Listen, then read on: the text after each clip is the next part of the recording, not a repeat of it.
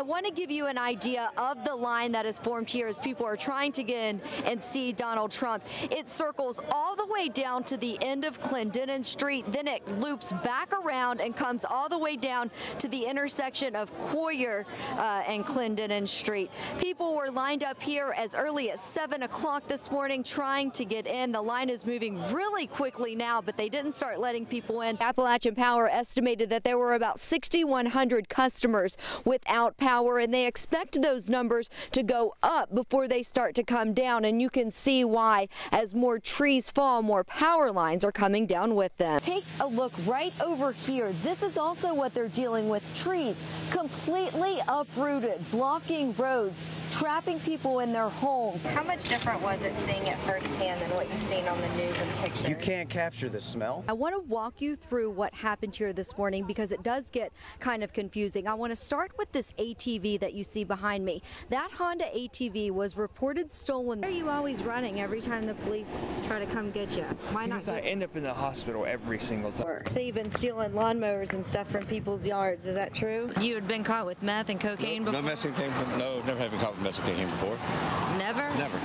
Never have. Breaking news coming in out of Jackson County right now. I just got off the phone with Jackson County Sheriff Tony Boggs, and this is what he tells me right now. Right now they are dealing with a major storm that is coming through the area that has suspended their search for that 4-year-old boy that has been swept away by high water. They are dealing with a very unique situation. Much of the small town was completely underwater, but now the issue that they are facing is that so much of that water has no place to go. Jim Justice is prepared for victory. They have balloons set up right above us. I'd say thousands of balloons that are ready to fall if he does win this race. The force of the slide was so great, the homeowner says that the house was knocked about 7 to 8 feet off the foundation. You can see this wheelchair ramp is nowhere where it's supposed to be. It's nearly 90 degrees today here at the Racine Pool in Boone County, but look around. This is not what you would typically see on a hot day like today. I think I may know who you want to win Entertainer of the Year.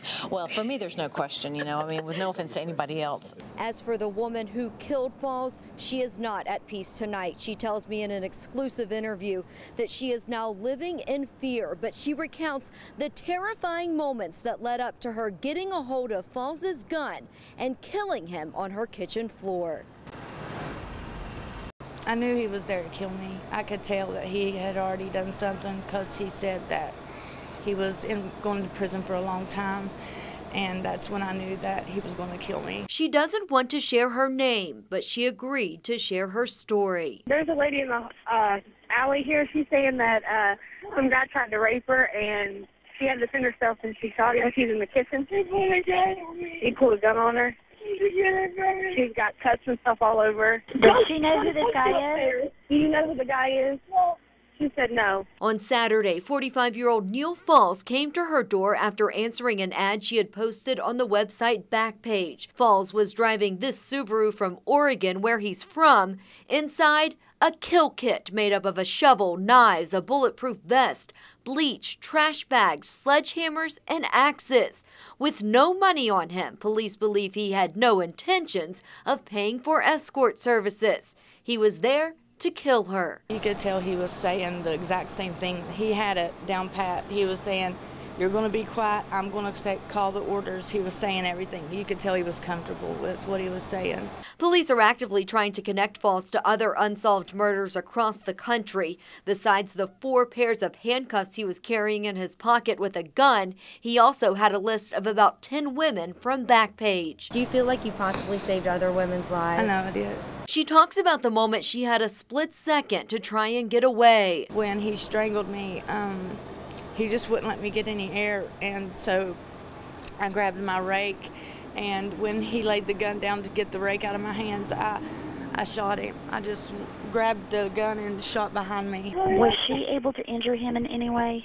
Yes, she shot him. She says he's on the kitchen floor. As for what's next, she's not sure. Right now, she says she just feels scared. I don't know how to feel, really.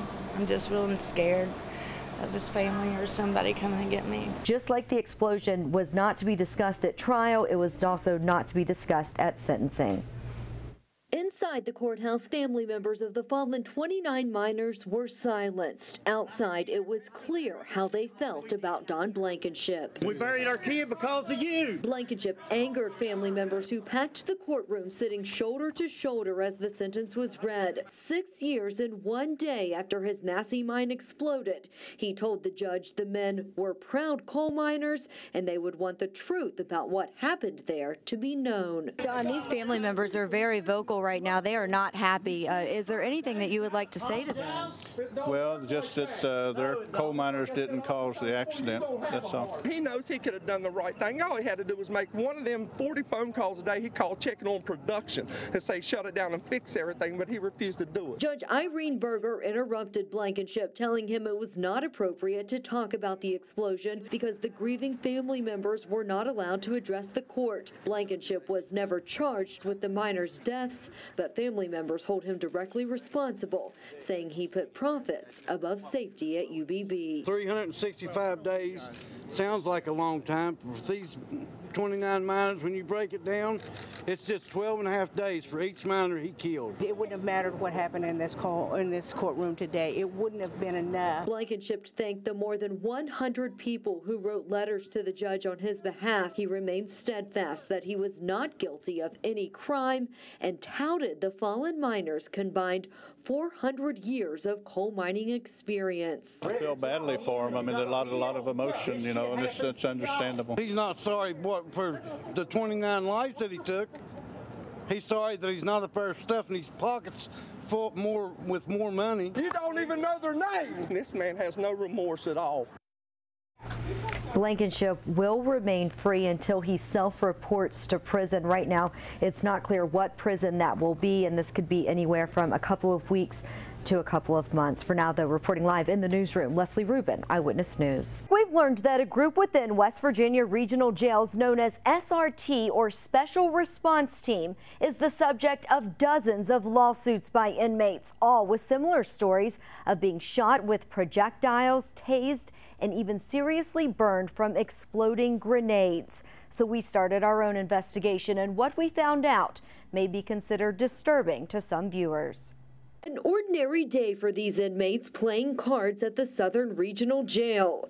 You can't hear what's about to happen, but Barry Yearout says he will never forget what it sounded like. Screaming, the shots, the grenades going off. It was something. That's him, and to this day, he doesn't know why he was shot. I was on the ground with my hands behind my head like this, on my belly, feet out, just face down, next to when I looked to see what was going on, and all you can hear was a bunch of yelling and commotion and gunshots. This video, obtained exclusively by Eyewitness News, shows what's come to be known as the shakedown in May 2014. The actions here by the Regional Jail's Special Response Team, dressed head to toe in riot gear and armed with grenades, beanbag guns, and tasers, have come under fire by inmates who say they use excessive force, cruel and unusual punishment for no reason. There was no excuse for what happened. Yearout was serving time for a third offense DUI.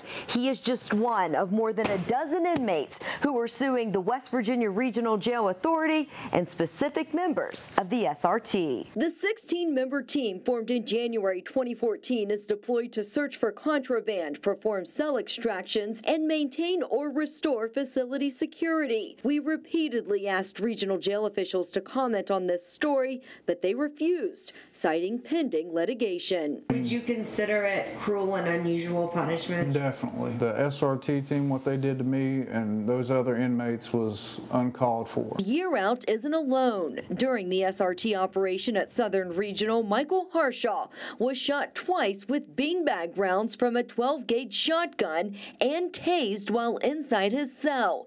Incident reports obtained by Eyewitness News through the Freedom of Information Act say that Harshaw did not comply with orders to show his hands. The reports indicate the SRT made the tactical entry because the inmates wouldn't lock down, but Yearout says they were never told to do so. Were they telling you to do something that you weren't doing? No, ma'am. There was no notice whatsoever. There is always one or two COs that come in and make sure you're locked down. They make sure every door is secure and is not open. Every time. But it isn't just that one SRT operation that's caused controversy. This is what Shane Markham looked like following having a flashbang and stinger grenade thrown through the food tray slot of his cell at Western Regional Jail in February 2015. A jail nurse noted he had charred black skin on his shoulder, arm, and abdomen. His hair was singed and he had abrasions on the back of his neck. Incident reports say that operation was conducted in order to move Markham to another jail following a fight with a corrections officer. Video of that operation exists, but the jail authority has fought to keep it from being made public. Kanawha Circuit Court Judge Joanna Tabbitt recently ruled that it was not exempt from the state's Freedom of Information Act after jail lawyers argued it could be used by inmates to form an escape.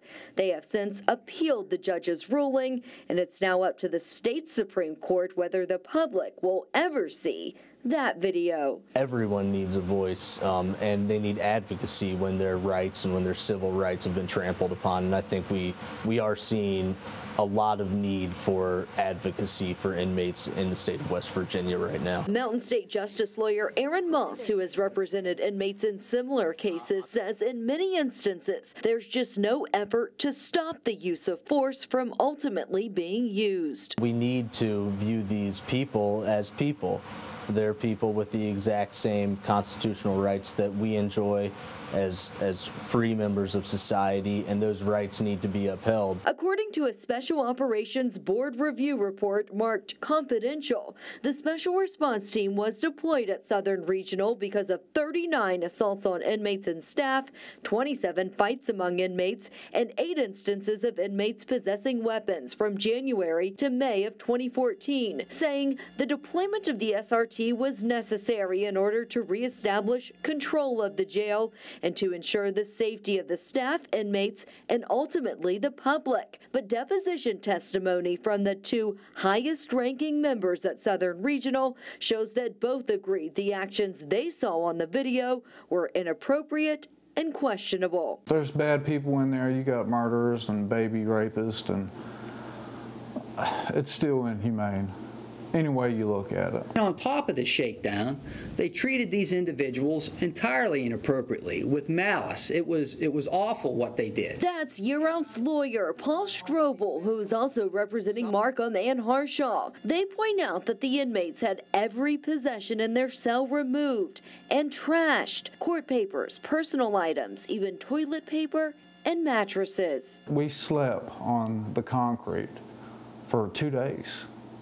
Our pod did. There were several pods that went 3 or 4 days without. Year-out says that only led to more problems. Just days after the SRT came through to make the jail safer, 51-year-old Carlos McMillian was killed by another inmate. Court testimony revealing that deadly argument sparked by a fight over a mattress. We have asked for comment on this story and about SRT from regional jail officials multiple times over the last several weeks. Just about an hour before this story was aired tonight, a communications director for the state tells us that Executive Director David Farmer, who took over last spring, eliminated the SRT program within a month of his appointment. He says its policies no longer exist. Quote, he has also implemented a new policy that requires the prompt reporting and close scrutiny of all use of force incidents. The release went on to say they call the video we just showed you a, quote, incomplete, out of context depiction of a lockdown and sweep of a regional jail. We can tell you tonight that several members of SRT are no longer employed with the Regional Jail Authority. Reporting live in the studio, Leslie Rubin, Eyewitness News.